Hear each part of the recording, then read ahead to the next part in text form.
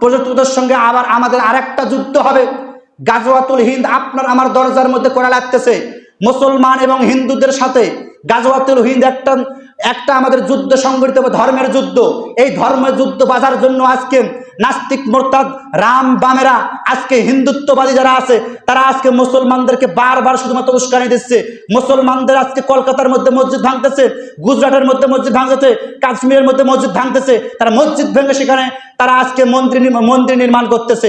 এটার দ্বারা বোঝা যাচ্ছে ওরা চাচ্ছে অতি দ্রুত আমাদের সঙ্গে, মুসলমানদের সঙ্গে একটা ধর্মযুদ্ধ হবে। এই ধর্মযুদ্ধ তারা নিজেরাই পরাজিত হবে। এই ধর্মযুদ্ধের জন্য যদি আপনাকে আমাকে যদি কাপড়ের কাপড় মাথায় ভেজে ময়দানে আসার ডাক দেওয়া হয়, আপনারা প্রস্তুত আছেন তো? মুসলমান হাত তুলে আল্লাহকে দেখান, তাকবীর দেন, লিল্লাহি তাকবীর। তোমার নেতা আমার নেতা, কোরআন ছাড়া অন্য কিছু, লিল্লাহি তাকবীর। সম্মানিত বন্ধুগণ আমার, সেই যুদ্ধটা অতি শীঘ্রই সামনে আসতেছে। আপনি আমি প্রস্তুত গ্রহণ করে থাকি। আল্লাহ রাসূল সাল্লাল্লাহু আলাইহি ওয়াসাল্লামের সাথে বদরে অংশগ্রহণ করতে পারে নাই, উহুদে অংশগ্রহণ করতে পারে নাই।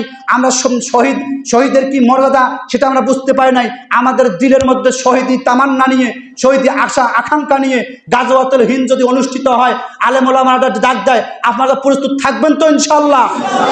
সম্মানিত বন্ধুগণ আমার, হুজুররা ক্ষমতায় গেলে হুজুররা কেমন করে দেশ চালাবে? অর্থনৈতিক অবস্থা খারাপ হবে। আল্লাহ পাক বলছেন, শোনো, যারা কোরআন দিয়ে দেশ পরিচালিত করতে চায়, তোমার তাদেরকে ভোট দিয়ে তাদেরকে সংসদে পাঠাও। দায়িত্ব আমি আর রব্বুল আলামিন নিজেই গ্রহণ করলাম। কিভাবে দেশ পরিচালিত করা লাগে, অর্থনৈতিক কাঠামো কিভাবে ঠিক করা লাগে, এটা দায়িত্ব নিবেন কে? বলবেন হুজুর কথা বানে করেন না, কোরআন দিয়ে কথা, এখন কোরআন নিয়েই বসছি সামনে। সম্মানিত বন্ধুগণ আমার, যারা চায় রাষ্ট্র ক্ষমতা কোরআন হবে, যেই হুজুরে চায়, যেই দলের লোকেরা চায় রাষ্ট্র সংবিধান কোরআনুল কারীম হবে, তারা যদি সংসদের মধ্যে যায়, আল্লাহ রাব্বুল আলামিন বলছেন, ও বাংলাদেশের মানুষেরা তোমরা টেনশন করো না। হুজুরদেরকে যদি তোমরা ক্ষমতায় দাও, তাহলে দেখো তোমাদের অর্থনৈতিক যে তোমার বিপর্যয়, তোমার পথ পড়ার তোমার আশঙ্কা করতেছো, এই টেনশন তোমার নাই। কারণ আল্লাহ রাব্বুল আলামিন বলেন, ইন্নাল্লাযীনা ক্বালু রাব্বুনাল্লাহু সুম্মা ইসতাকামু তাতানাজ্জালু আলাইহিমুল মালাইকাতু আল্লা তাখাফু ওয়া লা তাহজানু ওয়া আবশিরু বিল জান্নাতিল্লাতী কুনতুম তুআদুন। আল্লাহ রাব্বুল আলামিন ডাক দিয়ে বলতেছেন, ও বাংলাদেশের মানুষেরা, হুজুররা যদি ক্ষমতায় যায়, রাষ্ট্র সংবিধান যদি কোরআন হয়, তাহলে শোনো, ওই রাষ্ট্র সংবিধান যখন কোরআন হয়ে যাবে, মানুষগুলো ইমানদারে পরিণত হয়ে যাবে, খাঁটি ইমানদার হয়ে যাবে।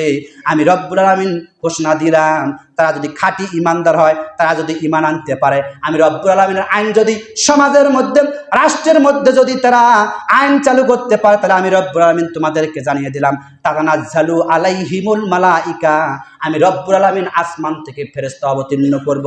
অবতীর্ণ করে কি করব? শোনো, অর্থনৈতিক টেনশন করতেছো না, আল্লাহ তাখাফু, তোমাদের অর্থনৈতিক কোনো টেনশন, কোনো ভয় থাকবে? কথাকার সাউন্ড হয় না, জোরে বলেন কথাকার। আল্লাহ বলতেছে, তাতানাজ্জালু আলাইহিমুল মালাইকা, আসমান থেকে ফেরেশতা অবতীর্ণ করব।